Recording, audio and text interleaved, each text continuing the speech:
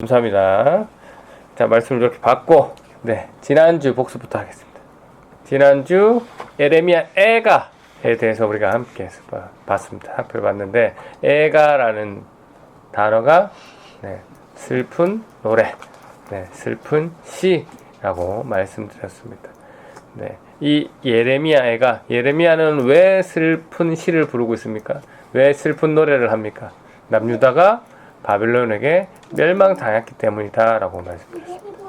그 다음에 지난주에 예레미야 애가의 별명을 고통의 토라라고 했습니다. 그래서 고통의 토라, 그만큼 고통을 노래하고 또 고통을 뱉는 시인데, 그래서 고통의 토라라고 했기 때문에 예레미야 애가는 몇 장이다? 5장. 왜 모세오경이 5권이기 때문에 그렇게 외우면 된다라고 했죠. 또 번외 얘기지만 이사야는 작은 성경이다. 이사야는 몇 장? 66장. 감사합니다. 이렇게 될 것입니다. 그래서 이 애가의 구조적인 특징은 봤을 때 다 똑같은 절수지만 가운데 장 3장만 길더라. 그 내용은 3장을 강조한다. 그 강조한 내용을 보니까 무슨 내용이다? 자신들이 겪는 고통이 보니까 하나님으로부터 범죄함으로 일어난 것이고, 하나님 그것에 대해서 심판하셨기 때문에 그 심판에 대해서 하나님은 봐주시는 분이다? 절대 죄에 대해서는 봐주시는 분이 아니더라. 그래서 너무 힘들더라. 이렇게 절망 가운데 있지만 좀 더 지나서 생각해보니까 뭡니까? 지금 하나님은 그렇게 자신이 한 말을 반드시 지키시는 분이면 우리가 한 약속, 내가 내 말을 따르고 지켜 행하면 내가 너희들과 반드시 함께 하겠다 하는 그 약속도 반드시 이루어지기 때문에 그 하나님의 크신 사랑, 그 사랑의 소망이 보이더라 하는.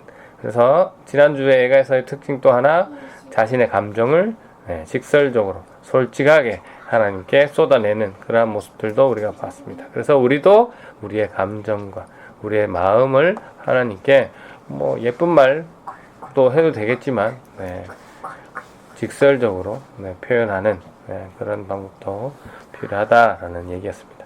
어떻게 지난 한 주간 하나님과 그런 대화를 나누셨는지 모르겠습니다. 오늘 우리 창영님 기도가 좀 더 직설적이고 감정적인 그런 신앙의 고백의 기도여서 참 좋았던 것 같습니다.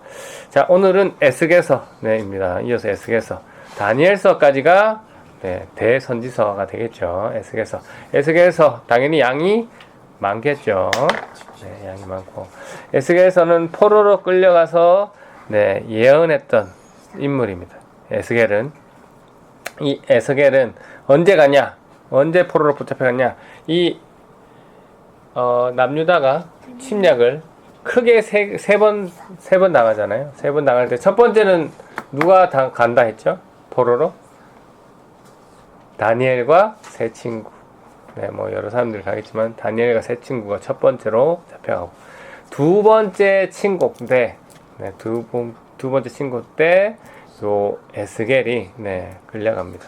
에스겔이 끌려갈 때 멤버들을 보면 권세 있는 자들, 요아긴, 용사 10,000명인데, 그렇다면 에스겔의 직분도 이 정도 급은 되지 않겠느냐, 힘 있는 인물이 않겠느냐라고 알 수가 있죠. 성경에 나와 있는 에스겔의 직분은 제사장입니다. 제사장.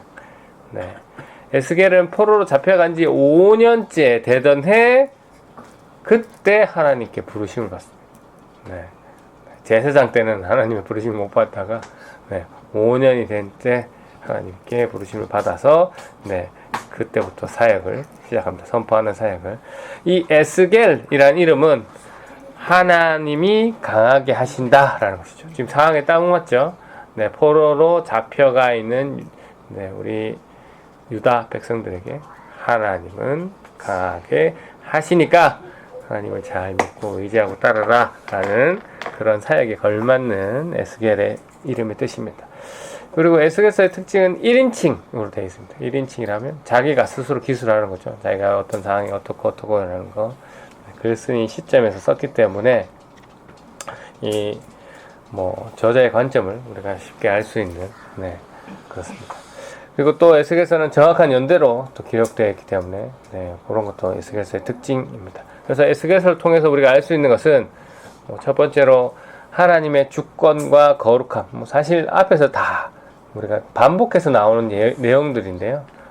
그렇게 똑같이 이해하시면 되는데, 에스겔서는 하나님의 주권과 이 거룩함을 강조하는데요. 하나님은 모든 민족과 나라를 다스리는 분이고, 이스라엘의 죄에 대해서, 불순종에 대해서 심판하시는 분임을 또 여기서도 얘기하고 있고, 두 번째로 이스라엘의 죄와 심판에 대해서 에스겔은 이스라엘 백성의 죄와 타락에 대해서 강하게 책망합니다. 다른 선지자도 다 그렇지만 특히 우상 숭배와 도덕적 타락에 대해서 이제 이 에스겔은 주요 주제로 다루고, 이로 인해서 예루살렘이 멸망할 것이다. 이스라엘 백성들이 포로 생활을 할 것이다. 라는 예언을 합니다. 그 다음에 에스겔서는 이제 심판의 메시지 외에도 회복과 소망의 메시지를 전달합니다. 또 다 똑같은 패턴이죠. 너희들이 이렇게 살면 멸망당할 것이다. 하지만 회개하면 하나님이 너희를 도와줄 것이다. 라는 메시지. 그래서 하나님은 이스라엘을 다시 회복시키시고 새로운 마음과 영을 부어주셔서 그들이 하나님의 법을 따르겠다. 따르면 내가 그것을 지켜주겠다라는 약속. 새 언약, 우리가 봤던 새 언약의 개념과 연결됩니다.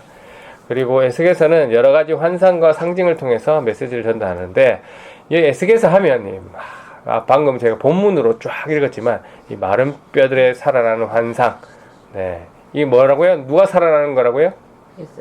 이스라엘의 회복을 상징하는 거고, 또 여러 가지 또 나오겠지만 또 환상 중에 또 유명한 것은 하나님의 영광이 성전을 떠나고 다시 돌아오는 그러한 상징적인 의미도 에스겔에서 나옵니다. 이런 환상도 많이 나오죠.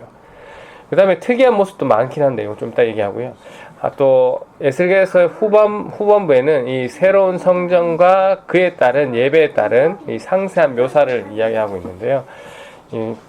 이스라엘의 회복을 이야기하는, 그리고 하나님의 임재를 강조하는 내용이고, 또 에스겔에서는 하나님의 공의와 자비를 모두 보여주는 겁니다. 그래서 하나님은 죄에 대해서 공의롭게 심판하시지만 회개하는 자는 자비롭게 또 용서해 주신다는 그러한 내용들. 그래서 우리가 여기 하나님은 어떤 분이신지를 또 알 수 있게 하는 그러한 에스겔서고요. 그래서 에스겔서를 내용적으로 간단하게 두 부분으로 요약하면 이미 다 알겠지만, 유다가 망하기 전, 그리고 유다가 망한 후 포로 생활에 대한 얘기입니다. 그래서 유다가 망하기 전에는 에스겔이 어떤 내용을 이야기하겠습니까? 너희들 하나님 앞에 범죄했다. 그러니까 뭐 합니다? 회개해라. 회개하지 않으면 하나님의 심판이 있을 것이다 라는 외침이 있을 거고, 그 다음 유다가 망한 후에는 뭐 합니까? 그때도 회개해라 하겠습니까? 맞죠? 내가 회개하면 하나님이 회복시켜 주실 것이다. 백성들을 위로하고 평화가 있을 것임을 선포하는 위로의 메시지를 전하고 있습니다. 상황에 따라 메시지가 다르죠. 그리고 우리가 아까 본문을 읽었던 마른 뼈의 환상도 그러면 어느 때겠구나, 포로 때의 메시지 있구나 라는 것을 배경을 아니까 때를 바로 알 수 있는 그런 내용들입니다. 그리고 또 다른 환상들이 있는데요. 새로운 성전과 예루살렘 성읍의 회복을 이야기하는 환상도 있고, 이 성읍이란 이름은, 예루살렘 성읍이라는 이름은 주님께서 거기 계시다 라는 여호와의 산마라는 이야기도 일단 나오는데요. 또 에스겔서의 특징, 내가 여호와인 줄 너희가 알리라 라는 얘기가 60번 이상 나옵니다. 뭘 얘기하는 거냐? 이것은 하나님 자신이 한 약속을 반드시 지키시는 분임을 강조하기 위해서 내가 여호와인 줄 너희가 알리라 라는 말씀하고, 또 에스겔을 부를 때 에스겔을 뭐라고 부르냐면 하나님께서 인자야 라고 에스겔을 부릅니다. 이거는 또 무엇을 의미하면 한 90번 이상 부르거든요. 뭐냐? 에스겔이 하나님께서 쓰시는 그냥 도구일 뿐이다. 한 인간일 뿐이다. 라는 인자야라는 의미로 그렇게 이야기하고 있습니다. 그래서 또 에스겔에서는 묵시적인 내용이 많다라는 내용. 엄청 많습니다. 환상에 체험한 얘기인데요. 영에 이끌린 여행에 관한 이야기, 여호와의 영광이 성전을 떠났다가 돌아온다는 아까 말씀드렸던 내용이, 그 다음에 종말적이고 상징적인 해석, 예언. 이 에스겔서 안에는 다양한 장르, 다양한 문학의 양식, 또 다양한 표현의 기법을 통해서 이 에스겔서가 하나님의 말씀을 대언하고 있는데, 왜 이렇게 했느냐 보니까 에스겔서는 어떻게든 사람들의 이목을 끌어서 하나님 말씀을, 하나님의 선포 내용을 듣게 하기 위해서 이러한 내용들을 하더라. 그 다음에 기이한 행동들을 합니다. 이게 좀 심해 보이기도 하는데, 어떤 행동들을 하느냐, 이 아내가 죽었는데 슬퍼하지 않는 모습을 보이거나, 390일을 왼쪽으로 눕고, 그 다음에 40일은 오른쪽으로 눕는, 그리고 머리를 삭도로 싹 밀어서, 저울에 나는, 이런 모습들, 기이한 행동들이랑 앞에서 보셨던 환상, 이런 독특한 행동들을 하는 이유는 어떻게든 사람들에게 하나님의 말씀을 깨닫게 하기 위해서. 그래서 참 이 부분이 저는 인상적인 것 같습니다. 하나님의 복음을 전하기 위해서, 그리고 사실 상식적으로 이해하기 어려운 환상, 그 다음에 또 이런 독특한 행동들을 통해서 하나님의 메시지를 전하는 것. 그만큼 하나님의 메시지 전하는 거에 에스겔은 진심이었던 것 같습니다. 관련해서 우리가 한번 생각해 보겠는데요. 저와 여러분은 어떻습니까? 여러분은 예수 그리스도의 복음을 전하기 위해서 어떤 노력하고 있습니까? 지금 어디까지 움직여봤는지 궁금합니다. 에스겔서는 사실 보면 아까 말씀드렸지만 이게 사실 나쁜 행동이잖아요. 아내가 죽었는데 슬퍼하지 않는 행동은 나쁜 행동입니다. 그럼에도 불구하고 뭐 때문에 복음을 전하기, 사람들의 이목을 집중해서 사람들에게 하나님의 말씀 전하는 그런 행동을 위해서 용서해 줄 수 있는지는 잘 모르겠습니다. 저는 잘 모르겠습니다. 인간으로서 도리는 저는 당연히 해야 된다고 보는데, 에스겔의 특징이었다라고 보시면 되겠습니다. 그래서 저와 여러분이 정말 복음을 전하기 위해서 지금 나는 어떤 행동을, 어떤 노력을 하고 있는지, 또는 복음을 전달하기는커녕 복음과 멀리하고 있는 것은 아닌지 한번 살펴보시고, 에스겔의 오늘 모습처럼 이 환상을 얘기하고, 혼자 본 환상을 이야기하고 이상한 행동을 하라는 얘기가 아니죠. 에스겔은 에스겔의 방식으로 이렇게 했던 것처럼 저희도 우리가 잘할 수 있는 방법으로 복음을 연구하고 복음을 전하면 되는 것 같습니다. 그리고 그렇게 복음을 전하고 연구하고 다른 사람한테 이야기하는 것이 죄 짓는 것만 아니면 조금 괜찮을 것 같습니다. 그래서 우리가 복음을 전하는 방법은 여러 가지가 있을 겁니다. 직접 말로서 하는 사람도 있을 거고, 말 한마디 하지 않더라도 행동으로 하는 사람이 있을 겁니다. 그게 우리의 살아가는 인생의 모습이겠죠. 우리가 저 사람의 삶을 보니까 뭔가 특별하고, 저 사람은 대단해 보이고 뭔가 있는 것 같아 라는 그 모습이 사람들이 느껴지는 그런 모습 속에서 저 사람은 가만히 보니까 예수님을 믿는 사람이라서 저렇구나 라는 거. 그래서 이런 모습이 여러분에게 있길 바라는데, 오늘 하나님께서 이 메시지를 이번 주 저와 여러분에게 주신 이유가 분명히 있을 겁니다.